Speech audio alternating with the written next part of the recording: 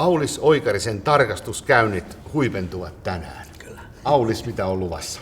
No nythän on tullut jo selväksi, että Tammela on aivan loistava kunta, mutta saapi nähdä, tuleeko se kirsikka kakun päälle. Eiköhän lähdetä saunaan. Mielenkiintoista. Mennään.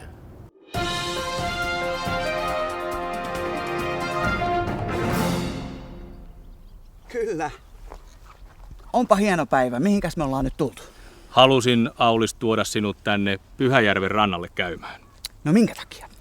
Tammela on myös mökkipitäjä. Aha. Meillä on yli 3000 mökkiä ja vapaa-ajan asuntoa. Tämä tarkoittaa sitä, että kunnassa viettää kesäisin aikaa hyvin paljon ihmisiä.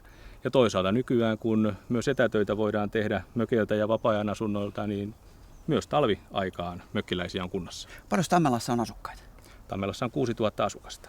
Sehän melkein kaksinkertaistuu sitten kesällä. Kyllä. Väenmäärä. Paljonko täällä on järviä? Tammelassa on yli 200 järveä ja lampea. Tammela on todella onnekas siitä, että meillä on näin paljon upeita vesistöjä. Ihan kaikkialla kunnissa ei näin hyvin olekaan. No ei todellakaan.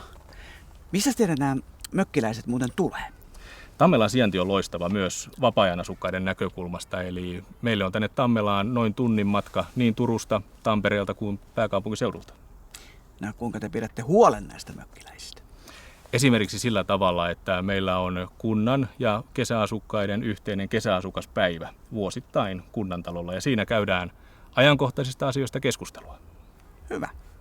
Dialogi on tärkeä. Kyllä. Täytyy myöntää, että Tammela on kaunis pitäjä. Teillä on paikat kunnossa. Kiitos. Tuleeko tuosta muuten kalaa? Kyllä, siitä kuhaa tulee. Meneekö kuha? Mennään ensin saunaan.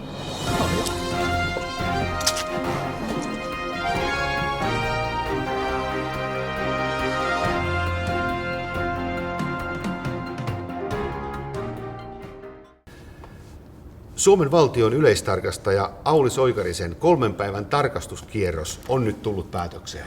Aulis, miten Tammelan kunta pärjäsi? Tammelan kunta sai täydet pisteet.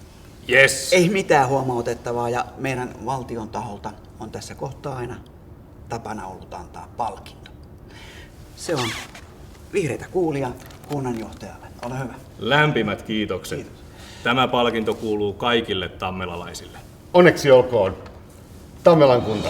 Kiitos paljon.